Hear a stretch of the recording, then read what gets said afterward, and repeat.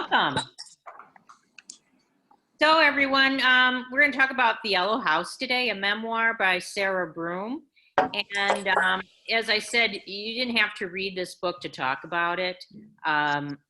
So I'm going to start today with sharing a video of her, and it's on Good Morning America. And she's reading from her book and talking about her book, but she also shows pictures. Huh. I thought we would start with that and then go from there. So I'm going to get the video ready to go, and we'll watch that. It's about 5 minutes, and then we'll start our discussion. Hey, there were absolutely no questions online, so I had to come up with my own questions. I looked for them too, and I couldn't find them, Janine. No questions. I'm like, whoa. Well, it was only published in 2019. Yeah, so now they can use our questions. I expected the publisher to have some. Pardon me? I expected the publisher to have some questions. Yeah. I don't know. All right, let me share my screen here. And,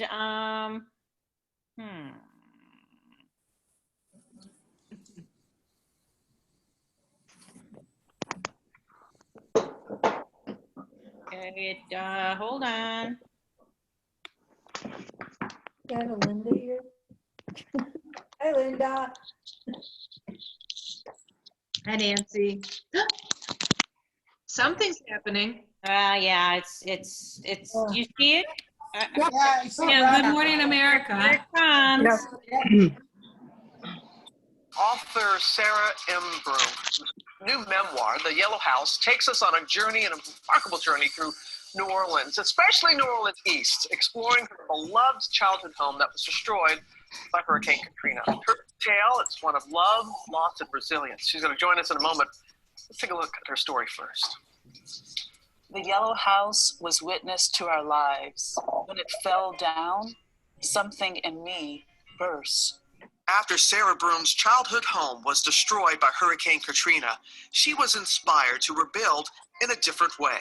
How to resurrect a house with words. This is Sarah's mission in her new book, The Yellow House.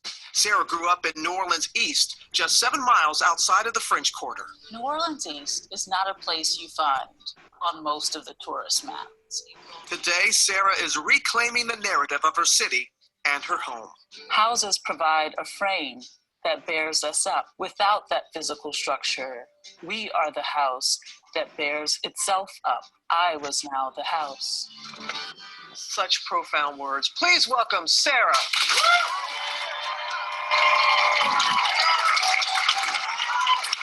Thank you. Full disclosure, we were having dinner in her home in Harlem several months ago. She said, I've written this little book. I'm like, oh, well, send me an advance copy. I read it. I'm like, amazed by it. And then boom, but it took 8 years. 8 years. It was a labor of love, wasn't it? It really was. And it was important for me to get it right, Robin. This was a place my mother bought when she was 19 years old in 1961 with every cent she had. And so I had to do justice to the world that she built. I'm the baby of 12 children. 12. I know, right?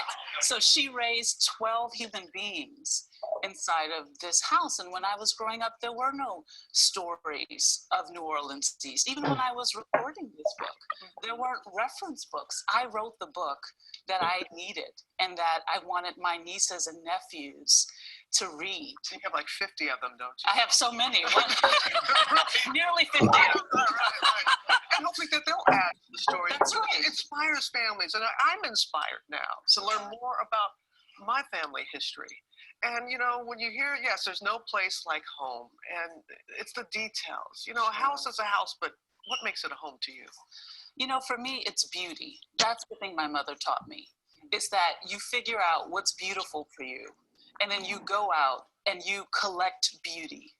That no matter what you have, we can all train our eyes upon a beautiful thing and get immense joy from it. And so for me and where I live, I'm always collecting things. And even if they don't match or they don't go. I didn't want to say that, but when I was in your home, I was like, that's It's huge. Okay, it's August. And those of us who are from down south, and we have some folks in Mississippi and New Orleans, 14 years ago, Hurricane Katrina. And your home was destroyed by that. And then later was completely demolished by the city. You recently were able to go back. When you went back and just saw that lot, what was in your mind and your heart? You know, Robin, it was a profound feeling. When I went back, the only thing that I could recognize was a single cedar tree that my father had planted before I was born. The rest of the lot was just green grass growing. And I thought to myself, it was the first moment I understood why I wrote this book, because I thought, oh, this book tells the history of a place no one except me or my siblings can see. And so for the kid who still lives on the street where I grew up, she will have a record, a history of what came before. Yeah. So what is your message? What does you want people reading this? What do you want them to have, the message to come away with? Sure. I think for me, it's really about what it means to love a place. That if we truly love a place and are tethered to a place, then it's our job to get to know that place, to think of that place, and to look beyond the official map, to not only go to the places that are in the narrative, but to go beyond those places. Well, thank you for taking us on. Let's turn her off. Hold on. We're really in this home. They weren't really, well, not, I wouldn't say not. All right, back to Zoom here. Okay. I don't know if anyone had seen that clip. So sorry if you had, but when I discovered it last night, I thought it was a good summary of the book, and I started talking about What's going on here? Shoot. everyone okay there, Marcia? Yes, all of a sudden my screen went goofy, and so I'm back. Was the video okay, clear and everything for everyone? Yeah, if you're not talking, Good. please Yeah. mute yourself, just because I'm hearing a little background feedback. So just if you're not going to talk, maybe mute yourself, or don't fidget. So why don't we begin talking about if anyone's been to New Orleans before we start. I was pre-water New Orleans and haven't been back. And anyone else been to New Orleans? Yes. Pre or post? Pre. Pre. Who was post? I was. You were? Yeah. Post Katrina, do you mean? Post Katrina, yeah. Post Yeah, water. I was there in 2012, so. Okay, all right. Did you see anything of Katrina, like any, or? Well, they had tours that you could take to see the devastation of Katrina. I felt that was being Yeah. exploitive. I didn't want to go and gawk at somebody's poor house that had been torn down. So we chose not to do that. I just felt like these people have gone through enough, and now they're taking bus tours so you can see their houses torn down. I just felt such empathy for these people. I couldn't impede on their life. Yeah. Doesn't she mention it right in the beginning of the book? I never went back to that, but doesn't she have a little blurb in the front about just those tours and how Yeah. She demeaning does. that was? But Yeah. she never went back to that. Yeah, she does mention how could people look. Yeah, somewhere in the book she does mention that. Yeah. It's way in the beginning. Mm-hmm. Almost just before the book actually starts, I think. Yeah. So I went on that tour, but it wasn't that bad. oh, okay. This is Jerry. Yeah, I was on that tour when we were in New Orleans, but it wasn't that terrible. They just took you where the devastation was, and there was nothing to see except the land. Was So I there didn't still feel bad. trash all around, or had they cleaned it up? No, it was cleaned up. It was Yeah. cleaned up. Well, since it's a tourism thing, they probably wouldn't take you to areas that they wouldn't want you to see. Well, that's Yeah. true. Yeah. But it didn't, it was just kind of putting the location where it was, Yeah, that's all. yeah. Around the city. Yeah. Okay. Well, I know I've shared this with a couple of people that I had a really hard time getting into the book in the beginning. And, Totally, and totally. Right. Through the whole book. there were And way too many people, was- and I was confused. I got on the computer and I was looking for a family tree that would be written out so I can like study it, and Yeah. I couldn't find anything. Write everything down as to who was married to who and whose kids were who. I read it twice because I couldn't figure it out. Yeah. But I don't know, towards the end of the story, it was like really you kind of then knew who was important, like Carl, very, very important, Michael, and you knew what they did, and but some of them, you know, they hardly touched on, like Valeria. Was that who was she? Where'd she come from? I'm like, what number was she? She was one of the two sisters that weren't her mother's natural children. Right. Oh, okay. Oh, all right. Okay. There were two sisters who were the second father's daughters who came and referred to the mother as Miss Ivory. That's okay. This was my first experience using Hulu, or not Hulu. Hoopla. And one of the things that I found frustrating was that with a book, you go back really quickly. And with Hoopla, I don't know, maybe some people can, but I didn't. So No. how many people in the family together, frustrating. Yeah, it's really, with this book, I was using an old Kindle, and yeah. I also found the billing of this book as a disaster. It was going to be about Katrina. I kept thinking, when are we going to get to Katrina? Yeah. But there were observations about the family that were very interesting, and they definitely were a colorful, interesting family. But it was like, when is she going to talk about Katrina? It was like you had to get through 3/4 of the book before she ever talked about it. Sure. She's not even born until like 100 pages in. Right. Right. Yeah. Right. Yeah. Did anybody feel like it was just the opposite of educated, where the family was unusual and educated, but this was more of a typical family in New Orleans? And so they were kind of bookends of each other? Yeah. I thought the last part of the book was the hardest to read. I was like, when are we going to sum this all up? Yeah. Yeah, I agree with that. I agree Really? with I that. do too. I really liked how the book kind of like showed you the development of New Orleans and like how that came to be. I felt like that was really fascinating history that I wasn't super, I mean, I knew it was like built on swampland and it's sinking, but I thought that using her family to like create a chronological timeline of the development of New Orleans was super interesting.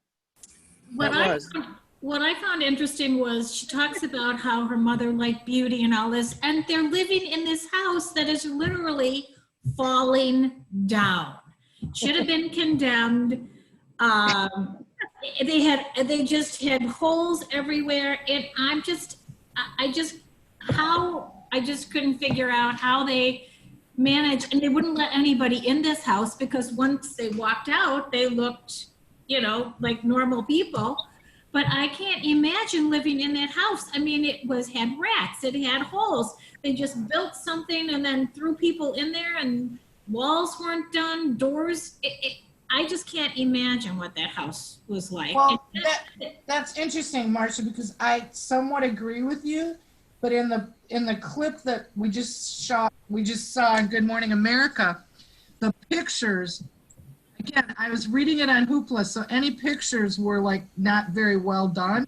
Right. But pictures that were just shown, remember the mother sitting on a settee type situation that's gold. She's got flowers in front of her. The mother was considered really beautiful by a lot of people. Beauty is in the eye of the beholder. I don't mean to sound really cliche-ish, but the mother liked nice things. Although her house was destroying around her, I think the mother lived in kind of a fantasy world. But was that necessarily the pictures were taken? Because she had relatives that had nice homes. So some of those pictures might not have been taken at the Yellow House. Well, Okay. and also I feel Up like, with bad you know, situations in all sorts of different ways. well, and I think also that, you know, she kind of alludes to the fact that like she would rather have had that house, even though it was like not a very nice house, than nothing at all. So I think that's also something that I took to heart, you know. Right, and another thing is, given the fact that she's a Black woman and she owns a house, At 19. that in itself is pretty incredible. Yeah. And it's Family 19 heritage is a strong magnet. Pardon? Family heritage is a strong magnet, Yeah. and to keep her and her family in that house. And Yeah. I'm not Cheryl Fee, by the way. I forgot to switch accounts. I'm Frank. Hi, Well, hi, Frank. Frank. Good, great. Here, I'll change your name on there so we That picture that was shown at the end of the Good America clip of the house was Mhm. not anything like I have No. a picture of that house in my mind. Well, I kept thinking it was a shotgun, and but then they put an addition on top, you know, because the boys, Yeah, because they lived on top. yeah, the boys were on top. So, and that the dad just built stuff. I mean, that's Sort of. sort of half built. I think what was interesting though is they wouldn't bring anybody into the house. I mean, they didn't have any friends. Nobody came into the house. I They mean, had friends, they just didn't let people in the house. yeah. Yeah, I mean, the mother made sure they always looked really good. Yeah. She must have been an amazing, well, she is an amazing seamstress. The boys had suits, the girls always were dressed perfectly. And so, yeah, it was a disconnect between them. Had pride, but they managed only the things that they can manage. Yeah, yeah. It never sounded like they were hungry. Yeah. No, that was the interesting part. They were all well educated. Yeah, I thought that. They all had jobs. Yeah. The mother had, again, put yourself back into the time period. The mother had a good job for a woman in that time period. Mm-hmm. Yeah. I just couldn't imagine. And then that house was always, it might be falling down, but she made sure it was clean. So she was always cleaning her house, which so she had some sort of pride in it, but you know, she wanted to have a clean, a healthy place for her kids, but no one else come in. Well, and it was kind of neat how a couple of times in the book they mentioned how she had such a great green thumb and she was so talented with flowers and gardens. Mm-hmm. And Yeah. once they socialized, they often did it outside. Yes, yes. And they belonged to all those clubs. So, Well, I think it's interesting. It gave us an insight as to not only the time period, but the culture in which they grew up in that neighborhood, which, you know, is different than the culture that many of us grew up in. And I think this was a hardworking family, yeah, that had a lot of barriers, didn't have a lot of opportunities, but they made the most of what they had. So it just, I found the book, like everybody has said or indicated, that it was pretty hard to follow. And I found myself kind of frustrated with it. And there were all these dangling parts that didn't seem to develop into a cohesive story. It was kind of fragmented. So, but I thought the insight I got from it was good. You know, people's stories can be very fragmented, and she kind of just went right. Right. I think Um, she needed a really good editor. Well, I think if that would have, brought the story together more and made it a little bit more cohesive and enriching to read. well, Did anybody Yeah, check Marie, out any of her that's an other interesting books? point. I actually Oh, go ahead. listened to it almost straight through just because I was doing a painting project, and I feel like listening to it and like straight through maybe was a little bit better of an experience, because I feel like if you picked it up and set it down, and Yeah. set it down, it might have. I could definitely see how it would be fragmented and hard to follow. But Has anybody read any of her other writings, like in and The New Yorker, or she's written for magazines. Has anybody read anything else that she's written? Is it always? No. I mean, she's not even 40. Why did she go to Burundi? Oh, wasn't that weird? Well, somebody told her to.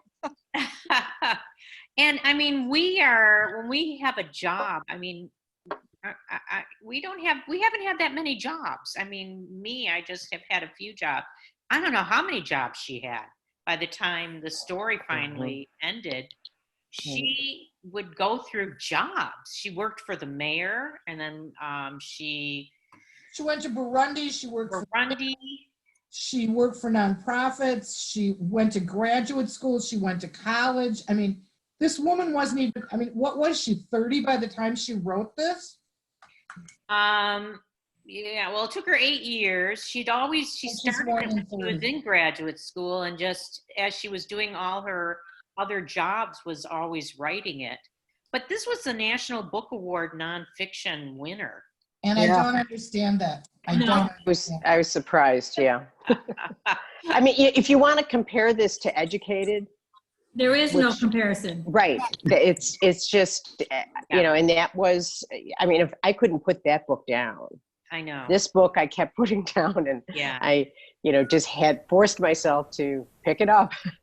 Or like, Jess, I have a question for you. When you listen to it, excuse me, Marcia. You listen to it, when you're reading it, there's italics printing, and it's in the dialogue and the way they would have been speaking. When it was read, was their dialogue speaking?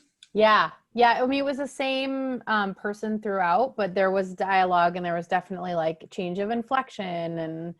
But what I'm trying to get at is there was New Orleans cadence. There was New Orleans. There was okay. Yeah, it was. I felt like the reader really did a good job of depicting other characters. Well, that in itself, I think, might have made it easier to deal with. Yeah, I could see that for sure. So she divided to 4 parts called. I'm involved with great books. Oh, on.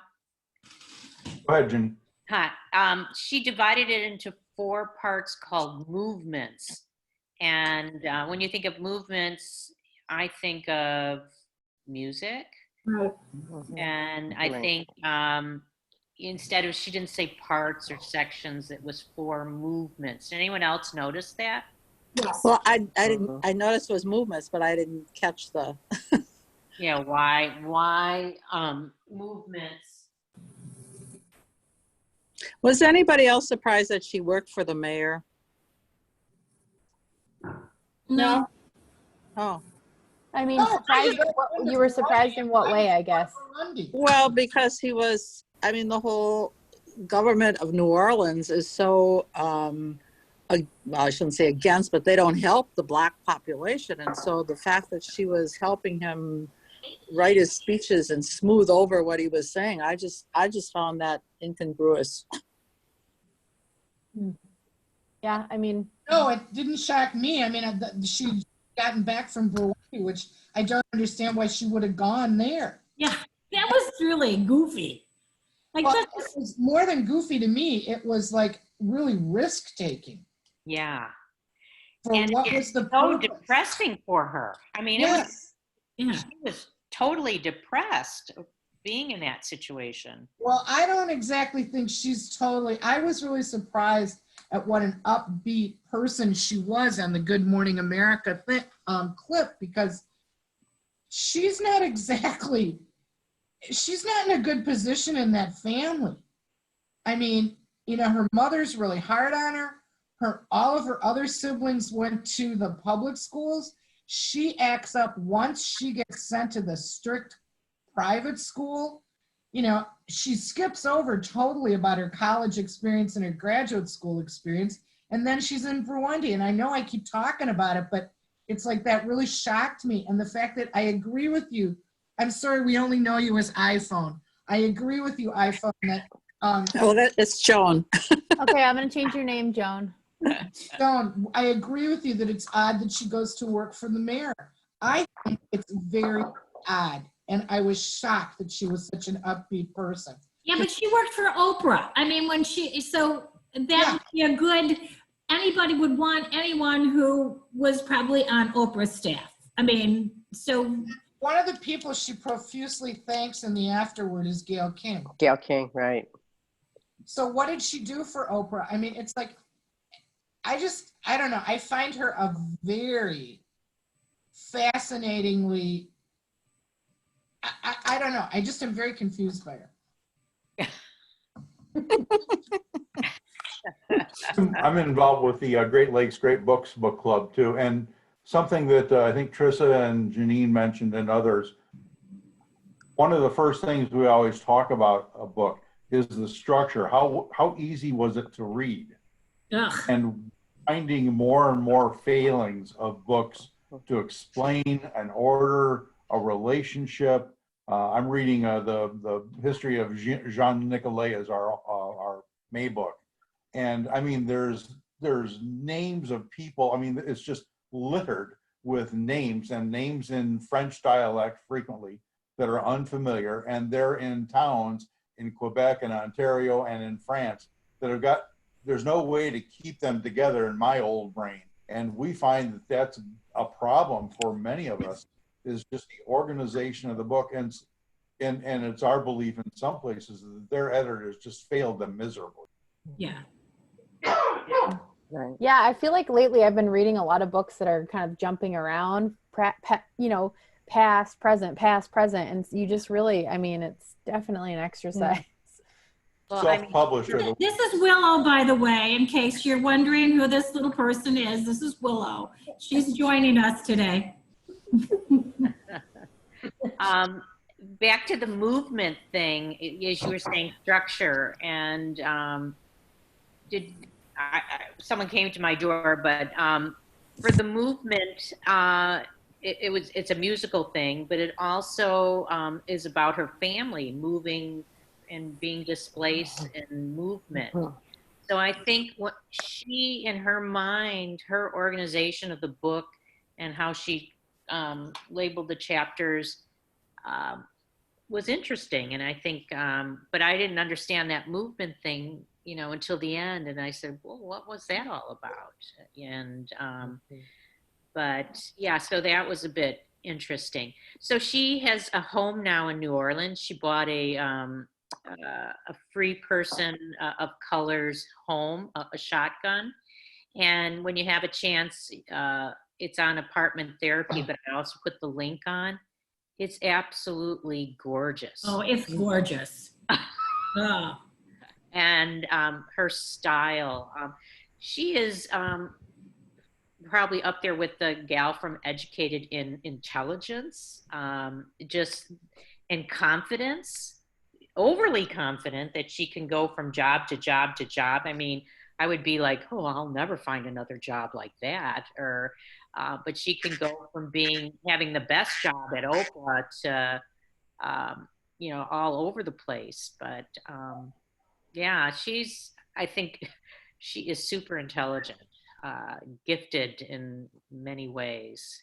It'd be interesting to find out how she got the job with Oprah, how she got all these jobs. I mean, and what she did for those jobs, because you're right. She had all these different, she's just kind of like, oh, I'm going to move here and do this. I'm going to move here and do that. I mean, amazing. Again, going back to something I said earlier, I'm really shocked. She goes to so much detail about their childhood. So much detail. But yet, we barely know where she went to college. We barely know that she left.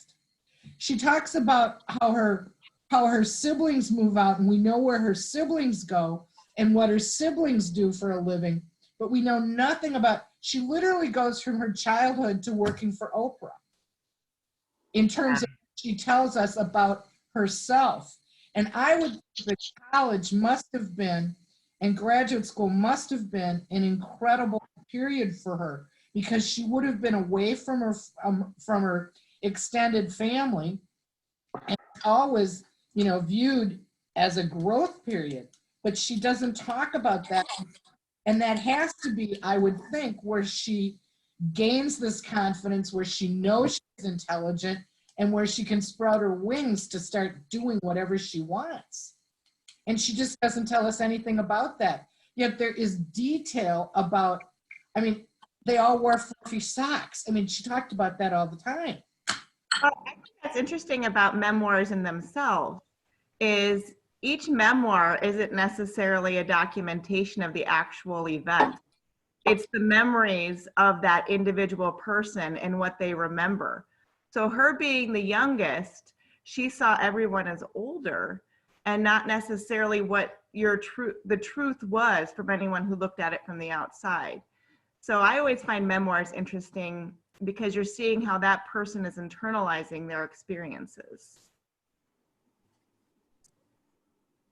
Yeah, because it's not a biography. It's not going to follow her life. It's going to be just. So, I mean, Morgan, I appreciate what you said, but does that mean that college, she has no memories of it? I mean, I understand. No, she didn't see it as an important fact. I mean, she was trying to tell the story of the house and the Okay, all experience. right, okay.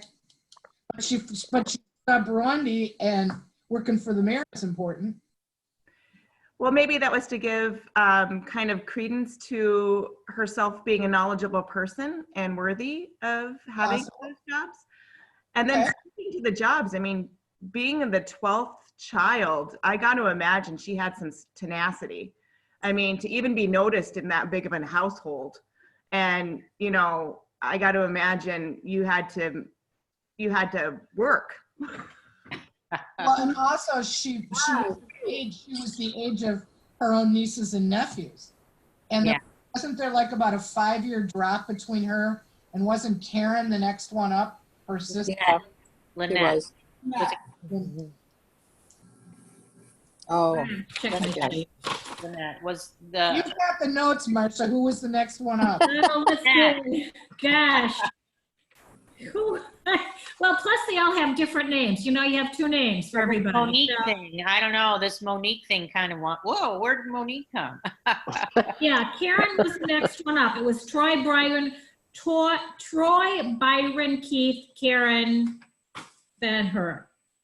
Now, what happened to Lynette? Was Lynette Karen?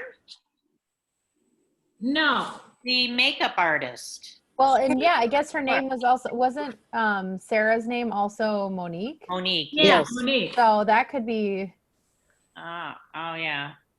I don't know. Everybody had 2 names. Why, with 12 people, you want 2 names? I don't know, but everybody. You would think you'd have enough problems thinking of 1 name for this person, let alone 2, you know? Well, I don't know. This was one thing that went through my mind when I finally started to figure out the family and the relationships and why, like, aunts were missed, and, you know, and aunties and grandmothers were really important, and people weren't really married, and people were on second husbands. I don't know if this is right, but in my mind, it was, at least to me, it explained slave culture. Because as we've been told, you were owned by somebody else, and if they decided, and you had children, you were a man and woman who had children, and they decided that they could sell the man for money, or they could sell your oldest son off for money, they did. But that didn't mean, and then you were left without that in your family, and family member, and you attached yourself to other people that became your family. And that for me, there were several things that I thought explained slave culture. And about the house, the house might have looked like crap on the outside, but you kept it clean on the inside because it was all you had. And it was the only place you could be. And there was a play called Crowns, which was about in Chicago, written by Regina Taylor about maybe 10 years ago. And it was about how Black women get really dressed up to go to hats. And they wear hats called crowns. And these are really, and this was the only time that they did this.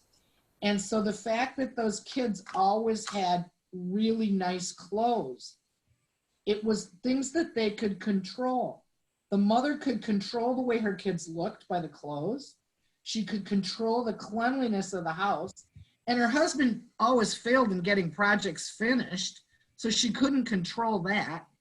I mean, there were just things that... And then he died too. My knowledge of slave culture, which is limited, it just seemed to me that all of these things came straight from there. So was anyone who really liked it besides Jess? I know Jess really liked the book. Anyone say, oh, this is so good, I'm going to recommend it to someone? No. Maybe it's because I listened to it. Maybe I'll recommend that somebody listen to it. But yeah, I really I like was it. wondering about that, Jess. It'd be interesting to take books that you'd listened or that you'd read for this club or any other club before, and then also listen to the audible or the sound version of it and try to mentally compare the two. Or the next book, do it audible and then read it afterwards. So it would be an interesting comparison. I wouldn't say that I liked this book, but I would say... Voice inflection is such a huge thing. And For that's sure. the only way you can do that. You can do it mentally as you read. I thought it was an interesting book to read. It just got a little frustrating that it took forever to get done. But I just thought it was interesting from the whole standpoint of, it's a whole different culture than I've grown up in, although I did have a rather isolated childhood because I grew up on a dairy farm and we went nowhere for a week, except to church kind of thing. But I just thought it was interesting from the standpoint it was a different culture than, we just aren't part of. It's funny, you, Nancy, thought of Educated right away. I thought of the book Evicted. I was comparing it to... Oh, yeah. Oh, yeah. I know this is, the importance of having your own place and... Yeah. So that's the book that came into mind right away.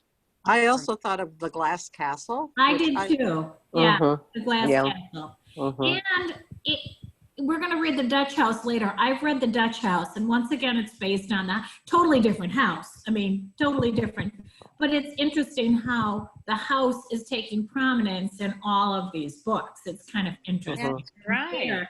All of those things and compare how the author used that.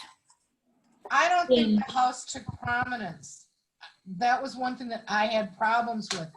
The quip that the first thing that she read when she was reading on Good Morning America, I remember reading that in the beginning and thinking, oh, and I get it that the house was what held the family together, but she talked about her family and to call, I don't know, the title just bothers me. The house was important, I know that, but I think it was, I can't say that I liked this book. I can't say that I'd say to somebody, read it, but I think you should. Because I think that I agree with things that have been said that it's a culture that I personally am unaware of and unfamiliar with. I think it was good, but I also agree that it was difficult to read. It's fair to say that a book is interesting, but it's not something you'd recommend. Yeah. Right. But it was difficult to read, not because of the subject matter, because of the way it was written. The structure. Yes. Yeah. And that's why I don't understand why it won the award it won. We don't know what it was up against either. Yeah. That's true, but... Yeah. That's So a scary back to the Dutch House.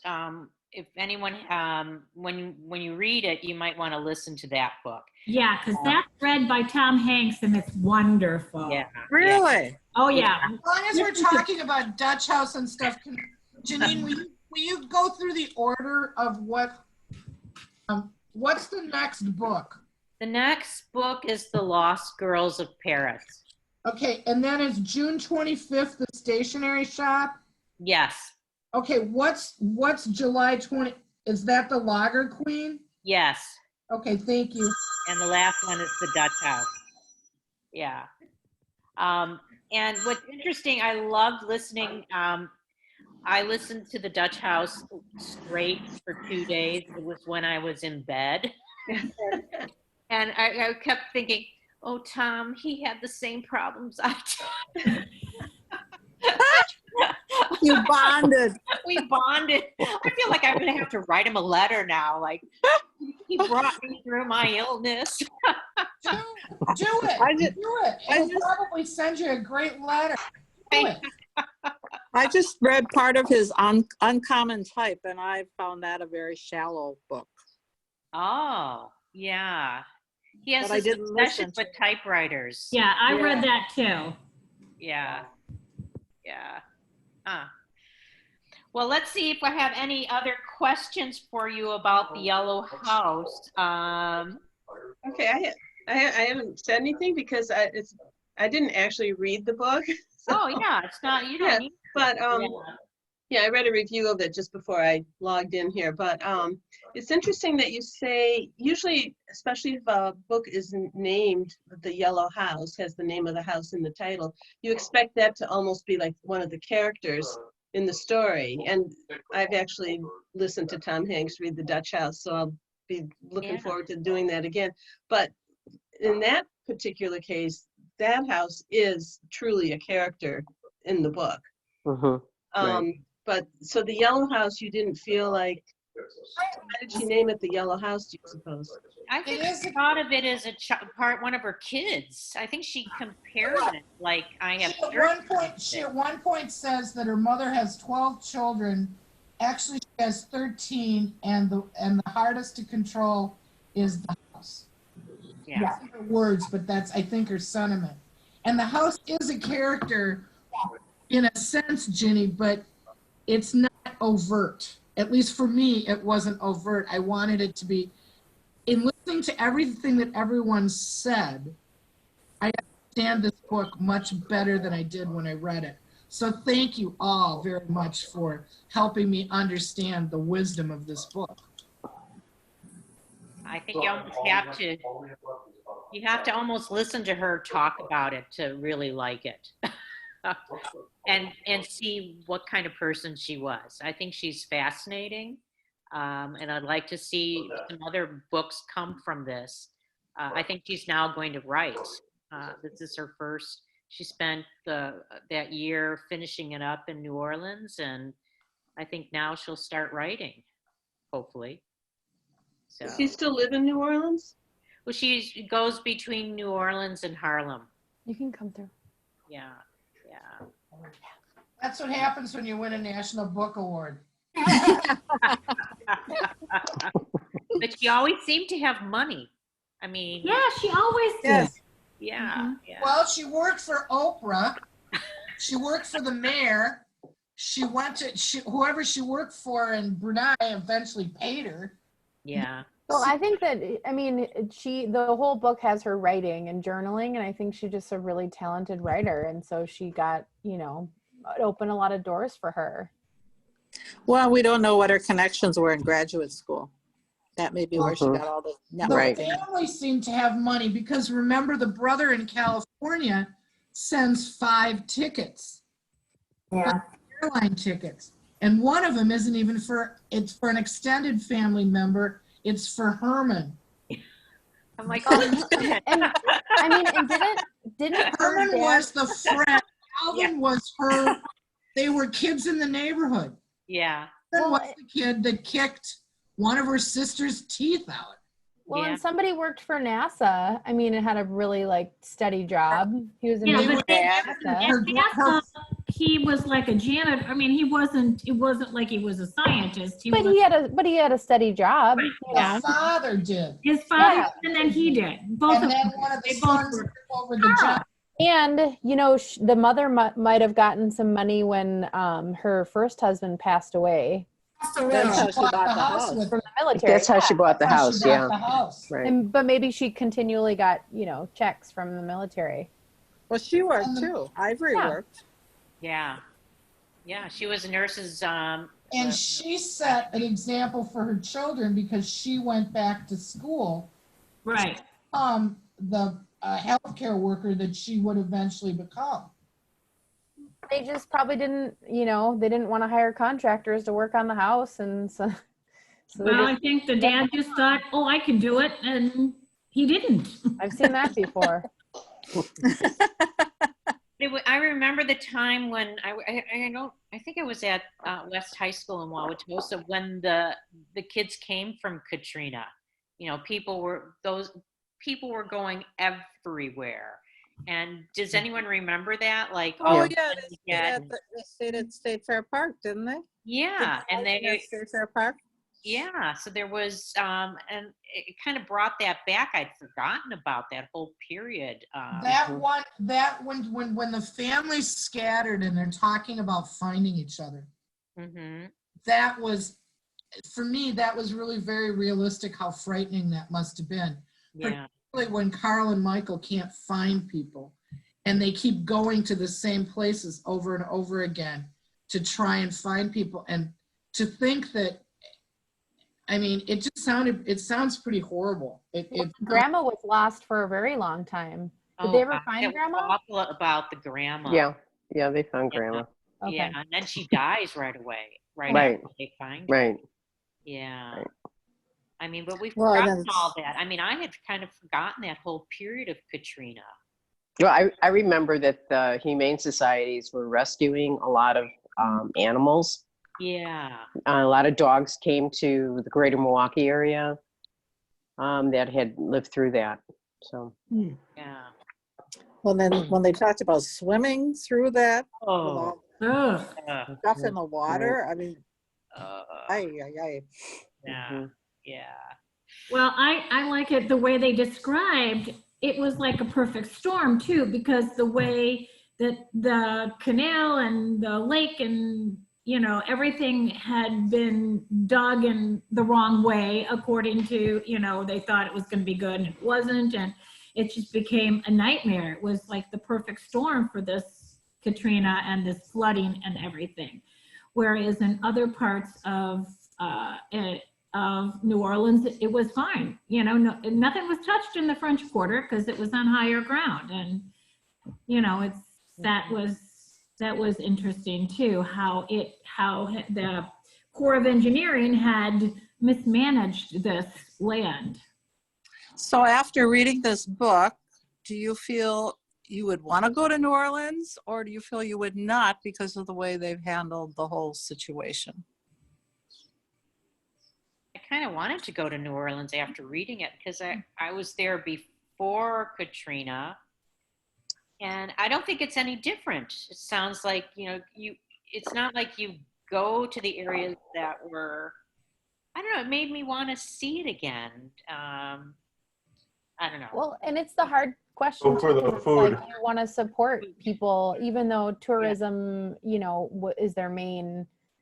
It's somewhat exploits the people, but tourism's their main industry. So if you want to support the people, then tourism is not their main industry. They're not like we are. Well, it was one of the main industries. It's one of their main, but they've had they have all kinds of offshore oil. They have all kinds of things going for them. Tourism is important. I'm not saying it's not, but it's not the only thing that they do. Well, they have college. They have a college there. They have all sorts of things. Yeah. Hey, let's go back to talking about her as a speechwriter. I thought she was working for a man that just would say crazy things, and then she'd have to. How unusual. And do we know anybody like that? Whoa. Oh my gosh. Sorry. She only laughed. And then I'm thinking about all the people in the administration that they keep moving through because it's hard to do that, to justify things when you don't feel it. Like she didn't feel the same way. She knew he was, so I thought that was really interesting. It kind of was like, whoa. Well, she did mention that his public and his personal persona were two different things. Yeah. Because didn't he live in a rundown house too, or or one of the post-Katrina trailers that was kind of dingy? I thought that was mentioned. Yeah, I don't know. I just remember I'm like, I don't think I like that guy. No. Yeah. But I think it did say at the end he was just disgraced mayor, didn't it say? Or yeah, I'm gonna have to Google that and read a little bit about that. But Now see if you had the book in hand instead of reading it on Hoopla. I know. I am not a fan of reading books on Hoopla, I have to say. I like to listen to Hoopla books, but not read them. Well, another thing that I found frustrating about it was you're at the end of a sentence and you go to the next page and you expect to start the next sentence, and that doesn't always happen. It's in the middle of the page, and I was like, well, there wasn't consistency. I just found it an interesting experience. I'm really glad that I figured out how to do it. Yeah. Glad that it's available, because the first availability for this book to be delivered by Amazon was May 15th. Oh no, don't buy it. So we should be having, and Morgan, maybe you can share they're thinking about getting our curbside delivery set again. And they're in the talking stages, right, Morgan? So we don't really know too much. We don't know anything yet. Yeah. So just because the governor says that doesn't mean that it goes directly to happening. So we are a county entity and it's still in discussions. So. Yeah, like Kewanee is starting on the 24th. So there are people, the curbside delivery is happening in some communities. Maureen, down by you, curbside happening yet? There's some talk about it, but it hasn't happened yet. So, so in our library system here in Cedarburg is we use Libby, and I checked it out. I tried to check it out in Libby, and I still haven't heard back. So, I ended up doing Kindle on this one. So, Maureen, is Libby like Hoopla? Yes, it is. It's just the Cedarburg Library just has a different system. Okay. Right. Yeah. And it's wherever your card is connected is how it operates apparently. So I just downloaded on Libby The Lost Girls of Paris audio, so I'll be listening to it. All right. Okay. And Lost Girls of Paris is an audio book with Hoopla, but it's not an ebook. Yeah, not the audio. Wait a minute, time out. What does that mean? It's an audio book with Hoopla, but it's not an ebook. That means you can't read it? You can't read it. You can only listen to it. That's why I'm hoping for curbside delivery. Amazon. Right. Oh, she's got a book. Oh. And I don't know, I could check it out on Audible and at least send it to one person. I've really been addicted to Audible. I was like, they gave me an offer of like a free month or something, and then I just kept paying. It's like $15 and you get. Well, I got it on I got it on Hoopla. I got the auditory on Hoopla. So. Oh, okay. Well, why pay for it then? Yeah. I would like to share an experience about Amazon book delivery that I think is important and was very poignant for me. These books didn't come right away. I belong to Prime and they should come overnight, nearly a week. And I ordered 6 books and they came in 3 different shipments. And the first day they came, I opened the door and was so excited to see another human being. Yes, guys. And I said, thank you very much. And he set the books down and he said, are you going to pick it up? And I said, well, and I think I'm supposed to leave it there for 24 hours. And he said, it might rain. And I said, okay. So I picked it up and I stood there 6 feet apart from him and I said, thank you so much for going to work. Thank you for bringing me these books. You have no idea the joy they will bring me. And he stood there and said, lady, That was really nice of you to tell me that. The same man would bring me books. The first time it was 2 days later, and then the next day it was the next day. And he would hand me the books and go, "You like books, don't you? That's books too." And I just thought of all the packages that this man is delivering. Yeah. Remember that he's bringing me books, and everyone keeps saying that to say thank you is really important, but I really believe that my thank you means something to him, and it just made me feel really good, and I just wanted to tell you that. It was amazing, you know, that, because you think, I mean, I've been thinking I should put something in the mailbox for the mailman. I've been thinking, you know, you should give people things, but really, that thank you to that man, I know meant something to him, and it just made me feel just like, wow. I just wanted to do that because it all was about books. Yeah. Well, everyone, is anyone interested in meeting in 2 weeks? I can pick another book, or are we going to give ourselves a month and read the next book? You want to give ourselves a month? I prefer to do it a month because you're not the only, I belong to a lot of them. Yeah, I think so. Hopefully, the crest is. Jess, you want to say anything about when the crest will? We don't know anything. We don't know for sure. I mean, we're following the governor's order, but you know, May 26th is the working date right now. So, yeah. But we'll know more. We have a trustee meeting today, so we'll know more after that. But I have a question. What's going to happen if there are limits put on number of people that can come? You don't know. In terms of a Crest Pavilion capacity? Well, no, right. The last time when we were going through this process, as I recall, first it was gatherings of 50 or less. Then it went down to gatherings of 10 or less. And what's going to happen if more than 10 people come to a book club? Well, right now I've been just kind of keeping my ear to the ground on what facilities are doing, like proactive plans. And one of them is, you know, seat chairs 6 feet apart. I mean, we could get creative, and if it's nice out, we could all stand outside. I mean, yeah, okay. We don't. So I'm just keeping my ear to the ground. I didn't mean to put pressure on you or put the cart before the horse. I'm sorry. Oh no, I'm constantly thinking about it, so it's no We big can deal. always use the great room for the book club, and that would be easy to do 6 chairs, 6 feet apart for everyone. So, yeah, that would be no problem. We can all do one gigantic circle. Yeah.